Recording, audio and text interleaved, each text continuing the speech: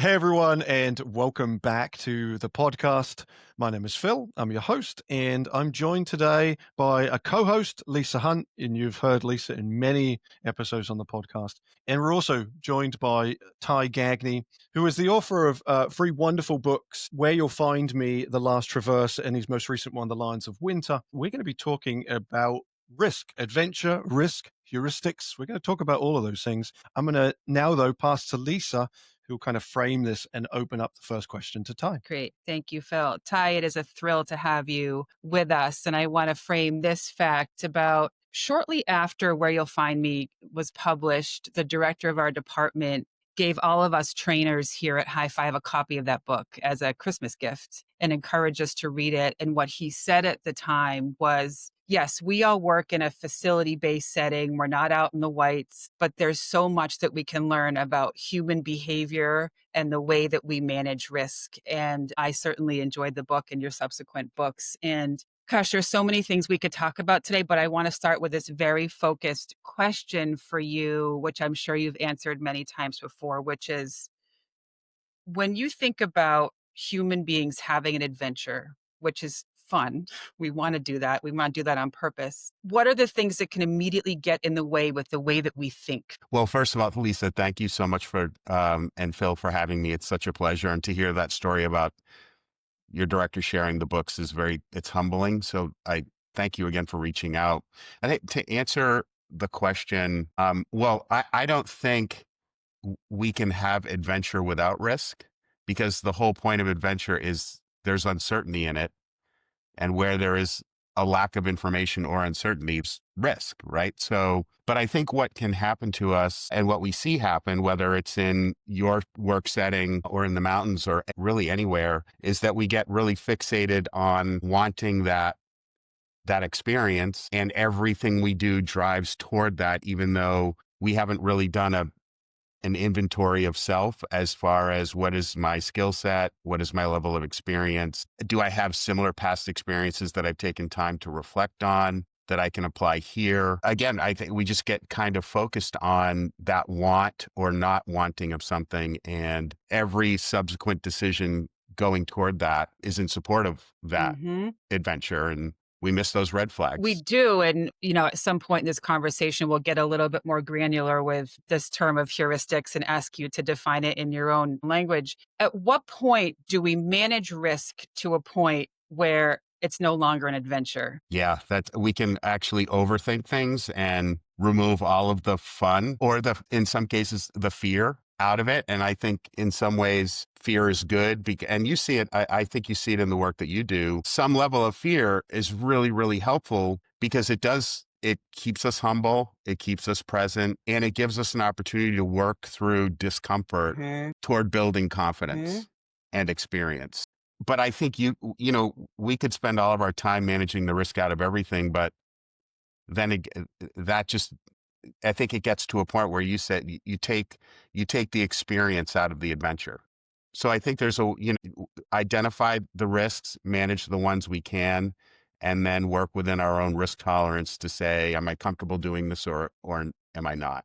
And then you take that concept and you make it into a group experience. And then it gets really interesting, right? Because your risk tolerance is different from Phil's, is different from mine. And then we have these layers of leadership and expertise and supervision, which make things really complicated, which leads me to, Phil and I have talked on the podcast with our audience about risk homeostasis, which in my brain sort of is a function of heuristics. Can you define heuristics for our listeners? And then I want to ask about a couple in particular that are, for me as a reader, threads in some of your books that I think have crossover to our work. Yeah, for me, I think in simplest terms, it's those mental shortcuts.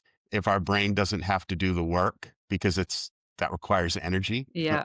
If our brain doesn't have to do the work, particularly with things that we've done before or that seem routine, whether it's a commute to work or I've done this hike 15 times, why should the 16th ascent be any different? I think our brain will just discount what is different in the system because it doesn't want to have to do the work to identify those differences. And so we just kind of check the box, for lack of a better term, without switching to that, that frontal cortex part of our brain and really processing that executive function, thinking about what is it that I'm doing? What could be different today? What about me might be different in what we're about to do compared to what I did the last time? Just as an That example. makes complete sense. And is that, I mean, on some level, is it inevitable? Like, I kind of think about heuristics and some of these cognitive traps as like, it's not really a foregone conclusion. It's like, oh, well, all right, today we're going to face a cognitive trap.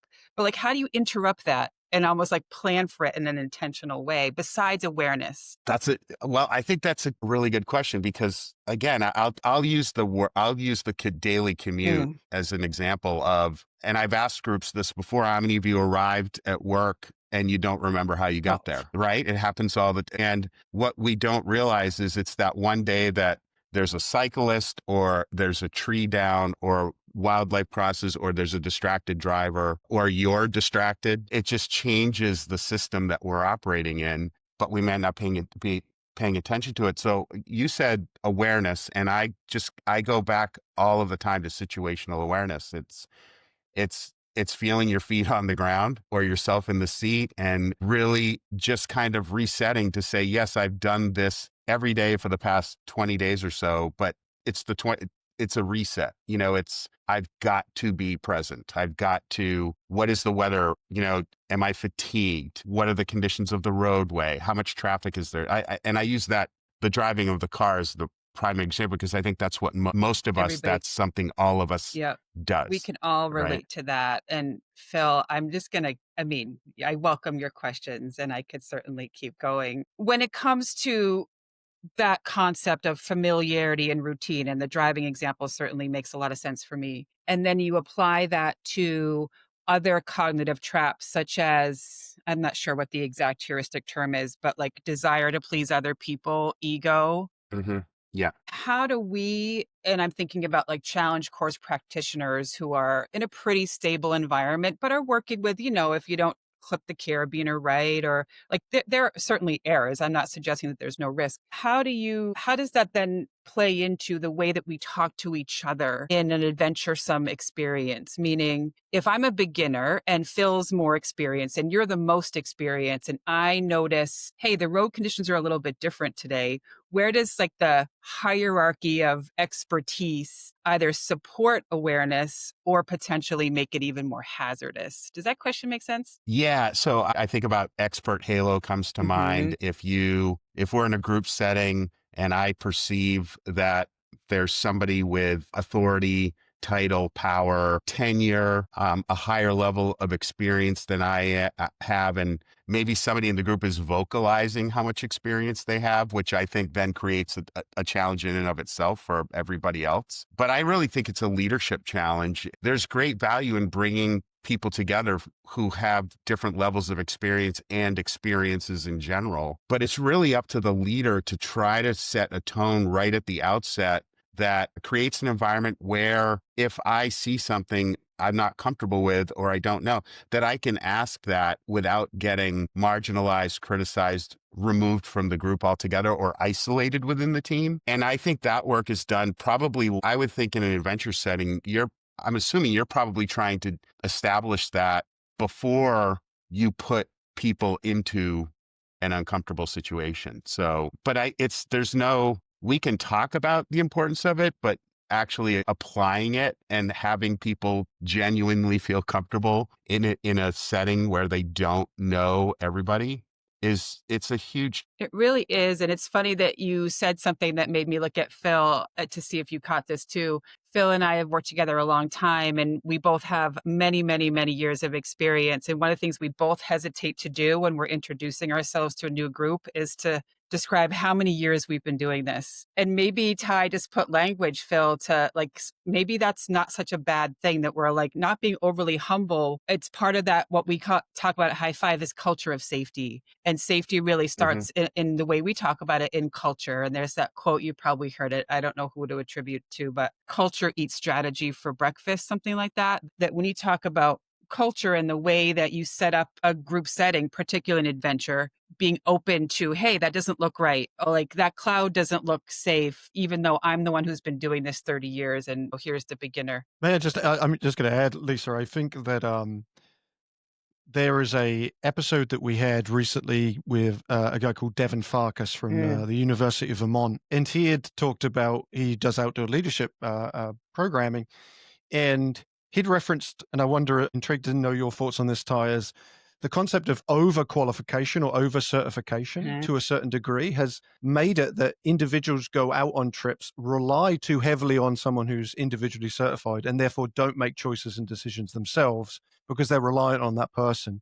And that may in itself limit access because now you're requiring someone to have everyone have high certification or this high barriers. Like, do you consider it important levels to have all these certification models, or is it the mindset that we should try to encourage more people to not rely on individuals but rely on themselves a little Hmm. bit? What's your Yeah. thought on That's a that? good question. Well, I think certifications, yeah, it's a great question. I think certifications are important in terms of what I'm now demonstrating to people is that I have placed a focus on education, on improvement. It inspires confidence with the potential client or customer. With that said, we see all kinds of examples of people with licenses, certifications, degrees. That doesn't necessarily, you may have that, that doesn't, when it actually comes time to practice it, it doesn't, sometimes it doesn't translate, right? So you can, let's say, okay, I have my wilderness EMT. As an example, I don't, but let's say I do, and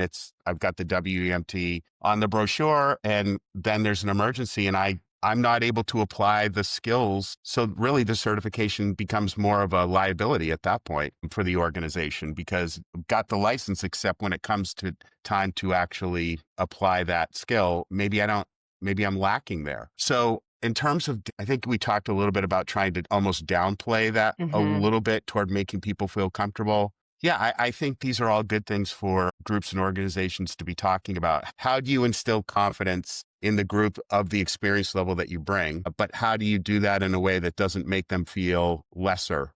Um, And I think that's something I know that you've talked about prior to, because I've been looking up some of your other conversations you've had. If and in your books, it references or seems to reference that you're really focused on understanding the why, and like that's something that we teach. We have a term called the thinking practitioner. We want people to leave our trainings not saying, "Well, I do." If someone said, "Hey, why do you do this?" "Oh, Phil told me." But rather to say like the why of why we do stuff. So it seems like in conversations that seems to be central to what's important for you is like that the educative why versus the what of what has happened. Yeah, I think for me, when we judge, and if I approach these from a place of judgment and I tell you, here's what the person did wrong, well, you can stop learning at that point. Well, this person said this is what happened and this is what went wrong. That must be what it is. And what I try to do with here's why these things happen, here's how they happen, leave it to the listener or the reader to decide what did they see go wrong, and then how might that reader or listener apply it to their own situation. So I just try to keep the lens as wide as I can and not judge, because I've made plenty of mistakes in the backcountry. I'm not coming at it from a place of judgment or criticism. We're human. We make mistakes. We make well-intended decisions that don't go as planned. And let's just explore why those things happen. And by the way, maybe along the way, we can develop some empathy for folks, knowing that we've walked in similar shoes or might at some point. Well, and that's a great transition into talking about how do we reflect on whether it's a near miss or an accident of, your three major works that we've read. I certainly, as a reader, regardless of my profession, do not pick up one thread of judgment in your voice. And it's objective, and I can just tell, and I assume this is intentional, that as a reader, I am not, you're not suggesting how you want me to think about the decisions of, y- you know, Albert Dow or whoever. So assuming that's true, looks like it is. Hmm. Yeah. What do people who might be in a position of debriefing an accident or a near miss, like what are some things that we could learn from you around trying to not assign blame and very intentionally looking at things objectively and empathy, as you said, and putting ourselves in people's shoes? How intentional like how much work do you have, discipline do you have to have that style of writing is, I guess, maybe my first question. Second, what can we all learn from that? Well, I mean, after action reviews are really, really important. They can be really beneficial and they can actually set teams back if they're not approached properly, which is, quick to assign blame. What can we learn from this is better than, okay, where were the mistakes made and who made them? It's okay, let's have a conversation about what we can learn from this, and whether it's the leader in the group or um, I think often some of the best after actions I've seen are when a leader will stand up, or somebody that's got that higher level of experience or title, and says that this was not my best effort. Um, here's where I went wrong. I hold myself accountable for that, and I want to learn from that experience, and I have learned from that. And it really then it just kind of sets the tone for the rest of the conversation. Hey, it's okay for me to come forward and say, um, yeah, I did this. Here's what I thought. Here was my intent. And that's not what happened. And then it's, how are those mistakes handled? Are they punitive? Because again, I think, there are intentional acts and then there are well-intentioned acts that don't land well. And how do we treat those? Because you would treat each of those differently, right? Yeah. Yeah. So And go ahead. well, I mean, I'm really struck by that contrast of what can we learn versus what mistakes were made. Even that shift in language, to me, in the world that Phil and I work in, is a great representation of what a culture of safety looks like. Right. So as a senior trainer, both of us, like, I could imagine both of us saying, this is what I learned, but I also have heard myself say, hey folks, this is a mistake I made. And it's safe. I feel generally safe and steady in my career to be able to say that, but it might be more of an opening to somebody else to say, this is what I learned. That's just such a subtle difference in language that I really appreciate, that I hadn't really thought of before. Um, the other thing that you clearly write about is the different coming together of different agencies in the White Mountains, some that are paid, some that are volunteer. What are some sort of interdepartmental themes that you've seen in terms of how different agencies respond, and specifically how they communicate spontaneously? Right? You don't have a lot of chance at the base to sort of make your plan. You're often doing it in very dynamic conditions. What are some of those communication themes that could apply to us in life or us on the ropes course? Yeah. Well, I think, um, and I've talked to a number of, I'll call them search managers, or what we might call an incident commander in a rural or urban environment, both with the U.S. Forest Service and Fish and Game. Each agency has oversight over search and rescue operations at different times of the year. New Hampshire Fish and Game has oversight of all inland search and rescue in the state of New Hampshire, except for the Cutler River drainage on the eastern slopes of Mount Washington in the wintertime. That then shifts to the snow rangers. And I think some of the observations I've made over time, just in conversations and research, is, right off the bat, that those oversight organizations truly believe, and the decisions they make are formed by just this mission of not wanting to do anything to create a second emergency amidst responding to an emergency. And so rescuer SAR member safety is paramount. It's paramount. And so when SAR teams are called, whether it's Fish and Game, snow rangers from the Forest Service, or many volunteer teams, they are brought to a central location. They are briefed. It's not just people showing up and saying, hey, head up that trail, head up that trail. They know, each team knows, and the search managers know the strengths that each team brings, and individual team members, because they train together. They have 1 or 2 annual trainings together a year. Sometimes the volunteer teams will train together as well. But generally, all of the organizations come together at least once a year. New Hampshire's a small state, the North Country. We know each other. There's strong connections there. They work together outside of SAR missions. There's familiarity, but there's also this ethos that each member at any given time, and this is where it goes back to our original conversation earlier, that if at any point during a mission or assignment, there's discomfort, uncertainty, or there's the line, and if we keep going toward it, we're going to cross over it, any one member of that team can kind of pull up and say, time out, let's have a conversation. I'm not comfortable going further. And so either that team member will descend with another team member in a buddy system situation, and the rest of the team goes, or the entire team will turn and go back. And that might mean that the mission is delayed because the Right. conditions are too risky. You said the strengths of the individuals, and for me, my brain went back to Phil, what you were talking about, like credentials and certifications. I didn't hear you say it's important for individuals to know the certifications of everybody. It's important to know the strengths, and that's a nuanced difference, right? Of like my strengths might not all be reflected in my credentials and certifications, and that relationship, which does go back to the beginning of the conversation we were talking about the potential, like the heuristic trap of familiarity, right? So, like, it sounds like there's a balance there too of the team getting hastily pulled together for an unexpected situation. The familiarity of those teams with each other is a strength and it's necessary.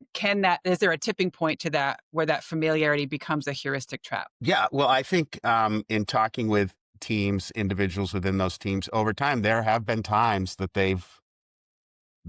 maybe they've gone too far, right? Or they got close, or they had a near miss or something like that. And they take time to talk about that. They're humble enough to put the ego in check. And again, we all have one, but in these cases where they're backcountry experts, they're very good at what they do. And I think that's, with SAR, there's a baseline of experience anyway, because there are certain standards that have to be met within each team. There's standards that have to be met before you can come onto the team. There's a onboarding process that the teams use so that people aren't just kind of being thrown to the wolves. They're mentored, and over time they're able to go to schooling and build more, as you said, certifications or skill sets. Um, again, those skill sets and competencies, they are on full display during operations in the backcountry. You'll know pretty quickly where a person's skill set is just based on how they're managing the terrain themselves, how they're interacting with the teams. Sure. Can I ask you, Ty, like you talk about strengths, you talk about skill sets. I wonder if I can push it back to you and say, you're talking as an author, you are talking about, because you're an author of nonfiction, so it's like you're talking about real life scenarios. You're talking about things that have gone wrong and people have lost lives. And I think that for us, when we're talking risk management, we want people to get more comfortable sharing these stories because it helps us learn, and holding on to those stories is not helpful. What's your method for your own emotional regulation when you're dealing with a really tough story? Because we get that. I serve on a risk management committee here, and we have to talk about hard stuff sometimes. So it's like, what's your strategy for being able to manage the emotional side of things? Well, I thank you for the question, because to that point, I've tried to put, particularly with lions, I've tried to put more emphasis on the mental health and well-being of rescuers, because that's becoming more and more of an area of focus as they go out there and see these things. But in terms of my own regulation, I think I've always approached this from a position of, these are tough stories. They're difficult conversations. They're often emotional, but it's not about, I'm not going to make this about me.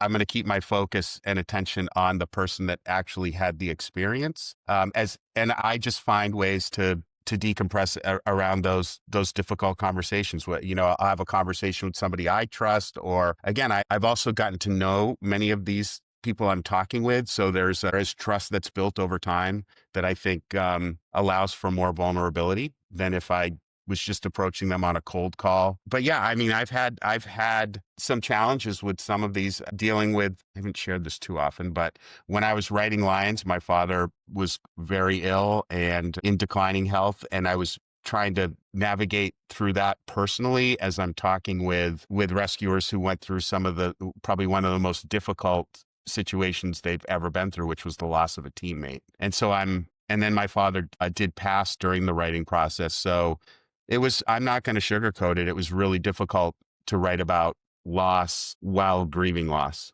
So, And I appreciate you sharing, and that kind of vulnerability, I think, is really, as hard as it is important for people to hear, because your stories are human centered, and we're as human beings. So it's like, how do you disconnect from that? And so maybe you've had that change. Maybe this is I like to ask people the question of what in them has changed over the years through something like from writing your first book to the Lions. There may be thematic similarity, and you've already referenced there's more focus on mental health in the newer one. What has changed for you when you look at like accidents, incidents, risks? Like, has there been a development in you in the last decade and plus? Yeah, I think I definitely I pay closer attention to my own risk outlook on risk. I try to pay closer. I think I spend more time thinking about and reflecting on decisions that I make in general and what drives those. I'm a really curious person. So I think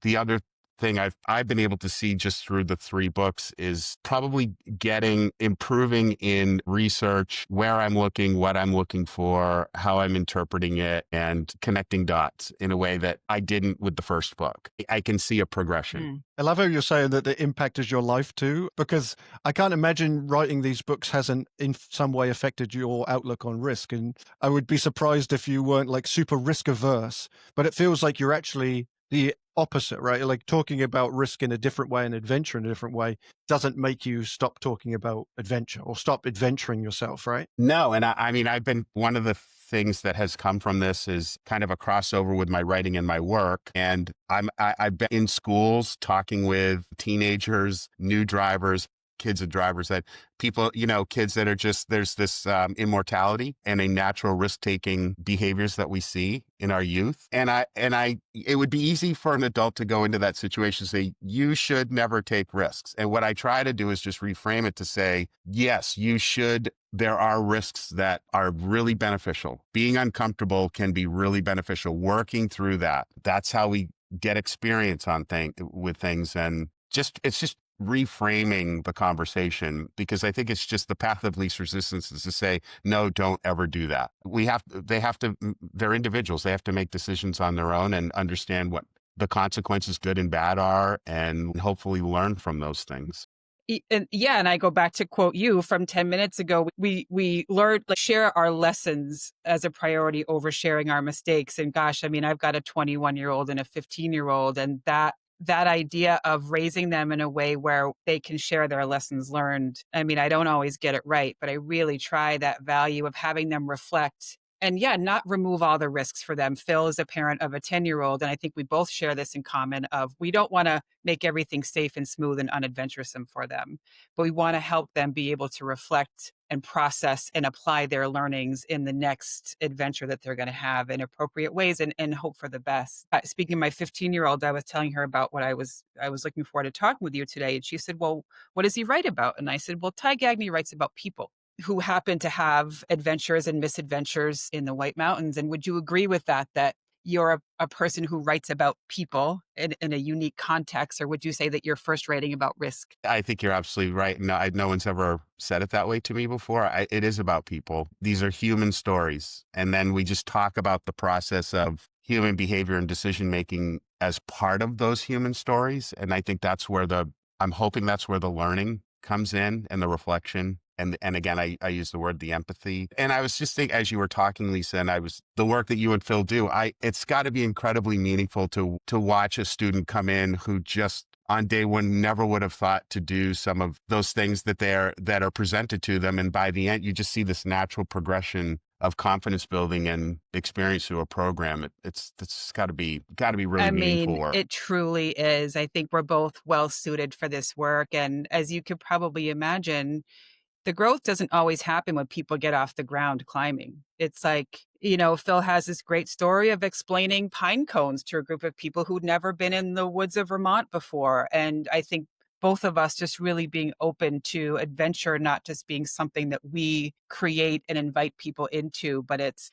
a way of thinking and it's a way of being that can really exist anywhere. We just happen to do it with ropes and harnesses in the trees, right? Would you add anything to that, Phil? No, but I'm intrigued, Ty, because I feel like there's been a shift or a change. I think that more people are getting outdoors, like COVID, presented that opportunity for more people to get outdoors. What sometimes we interact with is a reduction in risk tolerance Yes. or a lowering of risk tolerance. Like people are unwilling to maybe take the risks that they may have 20 years ago. Is that something you're also seeing? And how how do you frame around counteracting that risk reduction? Yeah, I think, you brought up the increase in hiking numbers and people getting outdoors and pandemic related in many cases.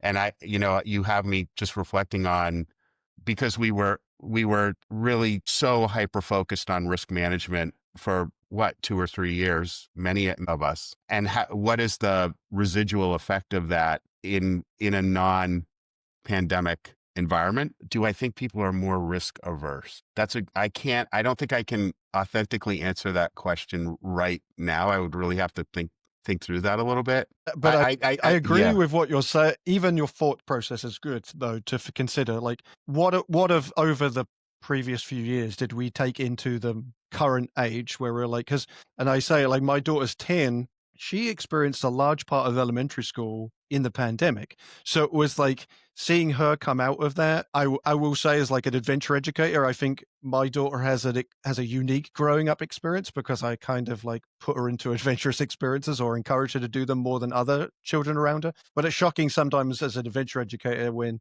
I see parents unwilling to let kids climb a tree, or I think that there is more of this trying to protect, and I'm not entirely convinced, and I know the listeners listening to this are also on board with this, but the idea of reducing adventure doesn't, in doing so, reduce risk. And I think the need for people to experience more adventure would actually reduce risk. It's almost I agree. counterintuitive. So that's where I'm sort of going with that. Yeah, I agree. I think, I guess there's a fork at the end of the pandemic, and it's the path of, I'm going to be averse to anything that might be a danger to me or that I perceive, whether it's interpersonally or a physical or whatever that might be. And then I think there's the path, and I think if you go on social media, you'll see the path of, no, I'm going to get out there and I'm going to get as much out of what I have left for time as I possibly Hmm. can. But I think you're right. I think in reducing adventure, you're increasing risk.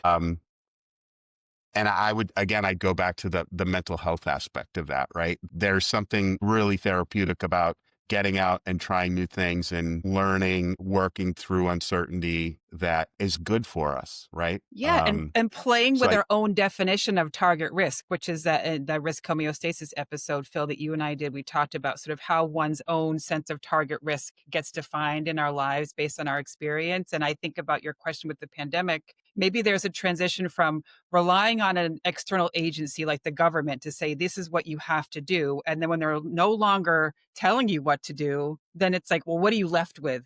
Our ability to make decisions internally, like that's a big transition. And thankfully, I see, I certainly have learned a lot from some of the pandemic protocols that I still travel and wear a mask on a plane, that kind of thing. Not because the government is telling me I have to now, but just because I've learned that that makes sense, which is, How many people started washing their hands more? It's yeah, like, oh, I should actually wash my hands. All right, well, yep, that makes sense. yep. Ty, this has been exactly the conversation that we were hoping for. We could talk to you for hours in terms of the themes in your book, but what Phil and I really wanted to hone in on is exactly what we've talked about. Is there anything, before we wrap, is there anything that you would like our listeners? So once again, we're adventure educators, experiential educators. Is there like a message you would think that you would like to end with that you feel is unsaid so far? And if not, that's fine. no, I think, we're seeing more and more, or it's becoming more visible, people getting into trouble in the backcountry. And I think that a lot of that it's the 24-hour news cycle, it's social media, it's the ability to share that information. I would just say, there are hundreds of thousands of people that go into the White Mountains every year. And the lion's share of those folks have a really good experience. But we pay attention to it's the small number of incidents around trouble that get our attention. And but let's learn from those things rather than crushing people in comments. I think the last thing I would just say is, for people who are considering adventure education, getting out into the backcountry, that, experiences in the backcountry don't necessarily equate to backcountry experience.